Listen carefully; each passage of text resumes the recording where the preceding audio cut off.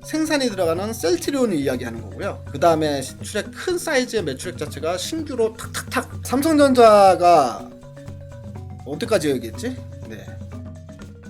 네, 여러분 안녕하세요, 백진수입니다. 네. 오늘 또 여러분들께 종목에 대한 이야기 좀 진행을 해보려고 하거든요. 이제 뭐 이런저런 이야기 많이 하니까 오늘은 대형주, 대한민국 1등 종목 1등 종목들 하나씩에 대해서 이야기를 좀 해보려고 합니다. 대한민국 1등 종목 삼성전자죠. 그리고 바이오에서 1등 종목은 누굽니까? 셀트리온. 이 둘 다 이슈가 나와가지고 한번 딱 짚고 넘어가기 좋겠다 싶은 생각이 들고요. 이거는 이제 우리 소액 투자자들보다는 고액 투자자분들 있잖아요. 고액 투자자분들이 지금도 늦지 않았다, 사부작 사 모아 가야 될 것 같다 싶은 생각이 들어서 이제 좀 말씀을 드리도록 하겠습니다. 삼성전자가 그동안에는 주가가 많이 못 올랐잖아요. 다른 종목도 많이 올라갈 때 동안. 네, 그러니까 삼성전자 뭐 이제 주린이들도 처음에 매수 들어올 때 주식시장 할 때 유일하게 아는 종목이 삼성전자. 뭐 일단 다들 중장기로 나는 이거 묻어놓고 은행 이자보다 많이 먹으면 된다 이런 생각으로 주식을 시작하죠. 시작은 시작해서 보면은 이제 그 생각은 온데간데 없어지긴 하지만, 주식을 처음 접하는 사람은 이제 삼성전자를 상당히 많이 샀단 말이에요. 실제로 데이터를 보게 되면 우리 동학개미들 처음 주식, 첫 주식으로 가장 많이 산 종목이 바로 삼성전자인데, 중요한 건 이제 이 종목이 다른 종목도 막 날아가는 동안에 이 종목을 안 가다 보니까 삼성전자 뭐냐 이거 이렇게 말씀하신 분들이 많은데, 근데 삼성전자는 여러분들 뭐 지금 들고 계신 분들은 그냥 쭉 들고 가야 되는 상황인 것 같고요. 그리고 안 들고 계신 분들도 이제는 좀 사야 된다, 이렇게 좀 말씀을 드리는 관점에서 좀 말씀을 드리겠습니다. 자, 일단 뭐 기사를 좀 볼게요. 네, 오늘 나온 기사도 있었는데 어제 나온 기사도 있었고, 자, 어제 나온 기사부터 한번 좀 볼까요? 어제 여러분들 우리 5G 관련주들 올라간 거 보셨잖아요. 5G 관련주들이 올라간 이유가 미국에서 주파수 경매가 끝났습니다. 그러니까 이제 본격적으로 미국에서 5G 투자가 본격적으로 이제 시작이 된다. 그 소식이 전해지면서 이제 어제 우리 또 5G 섹터가 또 강세를 나타냈거든요. 삼성전자가 어디까지 얘기했지?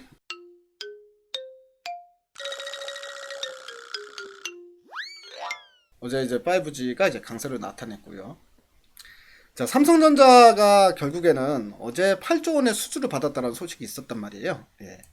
자, 보면 미국 최대 통신업체인 버라이존이, 그러니까 이제 버라이존 미국에서 이제 본격적으로 5G 주파수 경매 끝났기 때문에 본격적인 투자가 들어가는데, 이 버라이존이 8조 원 구매의 5G 통신 장비 공급 계약을 삼성전자한테 줬더라. 이 버라이존이 8조 원 구매의 5G 통신 장비 공급 계약을 삼성전자한테 줬더라. 8조 원 구매의 5G 통신 장비 공급 계약을 삼성전자한테 줬더라. You what? 수주를 줬다라는 소식이 나타났습니다. 아주 긍정적인 소식이죠. 이게 사실은 어떻게 보면 화웨이가 완전히 이제 망가지는 분위기로 가고 있고요. 5G 통신 장비를 가장 저렴하고 가장 좋게 잘 만들어 놨는데, 일단 뭐 제재에 걸리다 보니까 화웨이 거는 이제 뭐 미국에선 당연히 안 쓰게 되는 거니, 안녕히 계세요, 여러분. 나머지 남아있는 뭐 에릭슨이나 아니면 노키아나 삼성전자 수주를 받는데, 삼성전자 쪽으로 수주가 나와서 상당히 오히려 삼성전자에 대한 분위기가 상당히 긍정적으로 변하고 있다. 이런 뉴스가 있고요. 자, 또 하나 보겠습니다. 이건 뭐냐면 이거는 파운드리 쪽인데, 파운드리 쪽에서도 성과가 상당히 빠르게 나타나고 있습니다. 자, 퀄컴에서 스냅드래곤 4라는 이 AP를, 모바일 AP를 파운드리 또 수주를 받았단 말이에요. 대형 수주입니다. 보시면 퀄컴의 중저가형 5G 모바일 AP인 스냅드래곤 4 시리즈를 수주를 받았다라는 걸로 알려졌다라는 소식이 나오고 있죠. 그래서 AP 같은 경우에는 스마트폰의 그 컴퓨터 따지면 CPU 같은 거죠. 두뇌 역할을 하는 시스템 반도체인데, 이거를 이제 따와서 우리가 파운드리를 받아오게 됐다라는 부분입니다. 그래서 이런 부분들이 상당히 그 삼성전자에 어떻게 보면 여러분들 성장 모멘텀의 플러스가 되고 있다는 부분인데요. 그걸 좀 설명을 해드릴게요. 보면 지금 벌써 파운드리 진출한 지 얼마 되지도 않았는데, 지금 현재 시장 점유율이, 파운드리 시장 점유율이 벌써 17.4%가 됐습니다.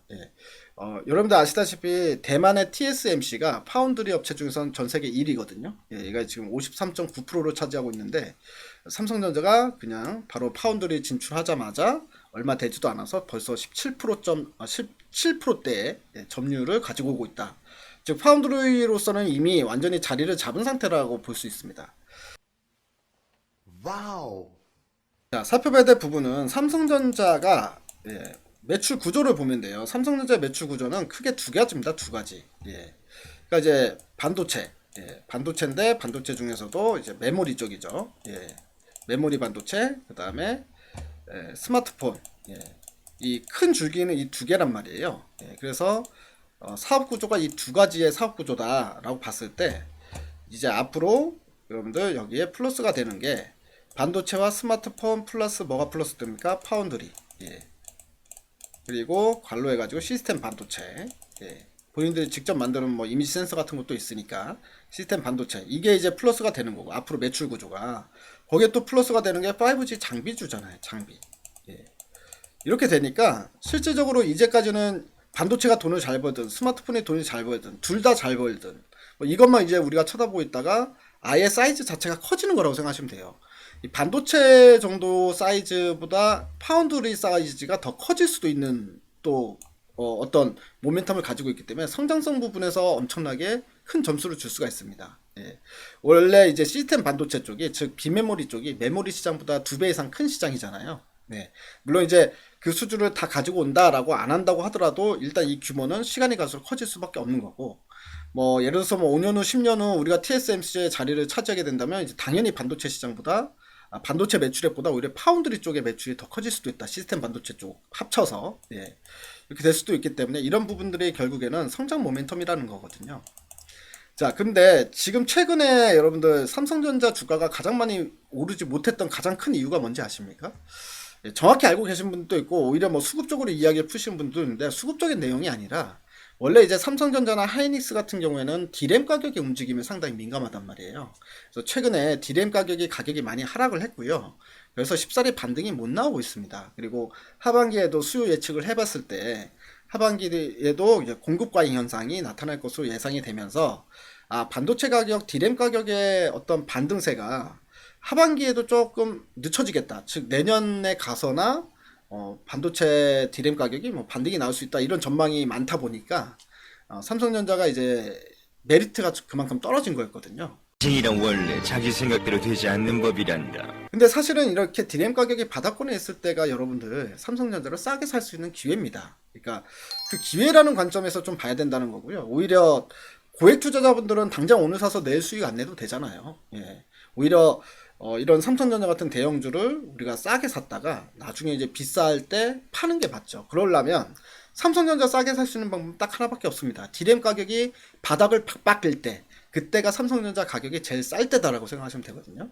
Thank you. 그래서 오히려 매수의 타이밍은 지금처럼 주가가 못 갈 때가 매수의 타이밍이다라고 보시면 가장 좋다라는 부분 말씀드리고요. 아까 말씀드렸다시피 이제는 매출액 큰 사이즈의 매출액 자체가 신규로 탁탁탁 붙은 거기 때문에 당연히 실적이 좋아질 수밖에 없다라고 보고요. 근데 여기서 기존의 업황도 좋아질 수밖에 없는 게 있어요.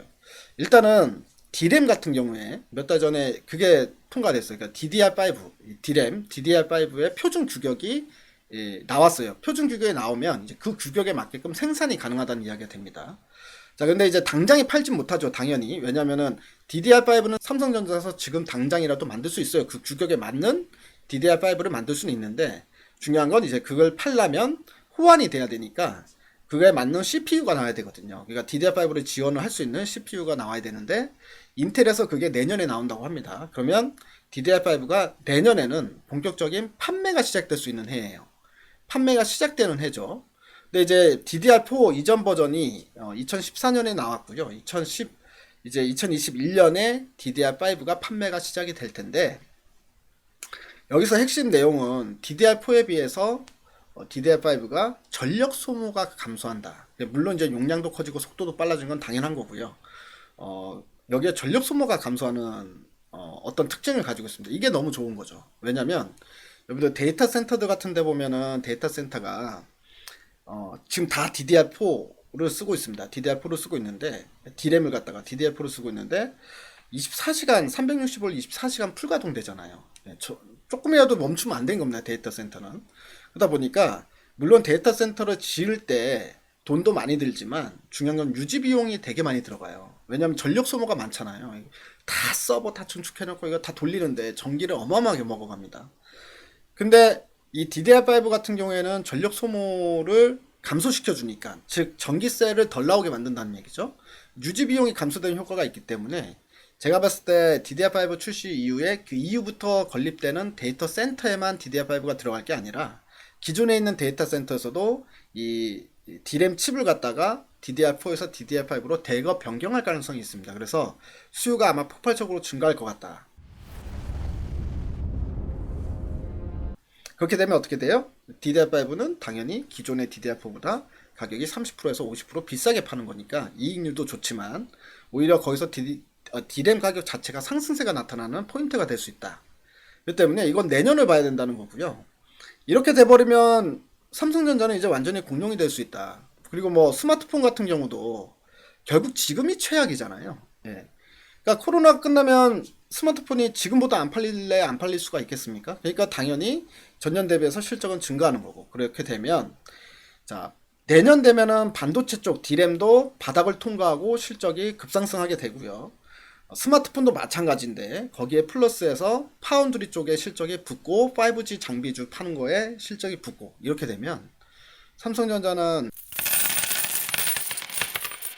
안정적인 종목이 아니라 제2의 성장주가 될 수 있다. 왜냐하면 실적 자체가 영업이익 기준으로 뭐 50% 이상 증가도 할 수 있는 거 아니냐, 뭐 거의 더블 가까이도 나올 수 있는 거 아니냐. 근데 삼성전자의 여러분들 핵심 키포인트는 뭐냐면 삼성전자는 거짓말하지 않습니다. 주가가 거짓말하지 않는다.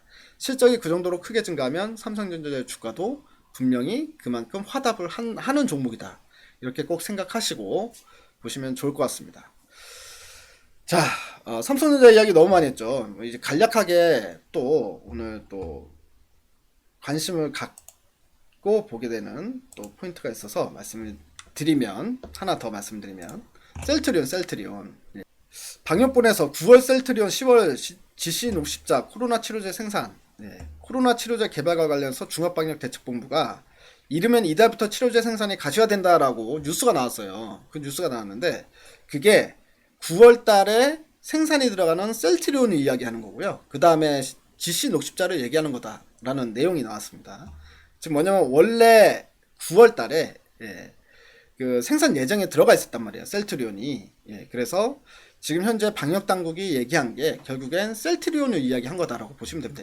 이달부터 빠르면 치료 생산이 가시화된다라는 이야기는, 그리고 거기서 이제 힌트를 다 줬잖아요. 혈장 치료제, 항체 치료제, 항체 치료제는 힌트를 줬기 때문에 지금 현재 셀트리온이 개발하고 있는 게 항체 치료제니까 셀트리온이다라고 보여지는데요. 이것도 셀트리온은 뭐 다른 우리 중성주 종목처럼 상한가 가고 막 이렇게 날아가진 않겠지만 일단 기본적으로 주가가 조정이 어느 정도 나온 상태에서 다시 이제 고개를 들고 있는 상황이라 이것도 셀트리온도 다시 한번 신고가 갈 수 있는 모멘텀이 될 거 아니냐, 이렇게 좀 보여지는 부분입니다. 뭐 이거는 이제 간단하게 말씀드릴 테니까 이것도 참고해서 보시면 좋을 것 같습니다.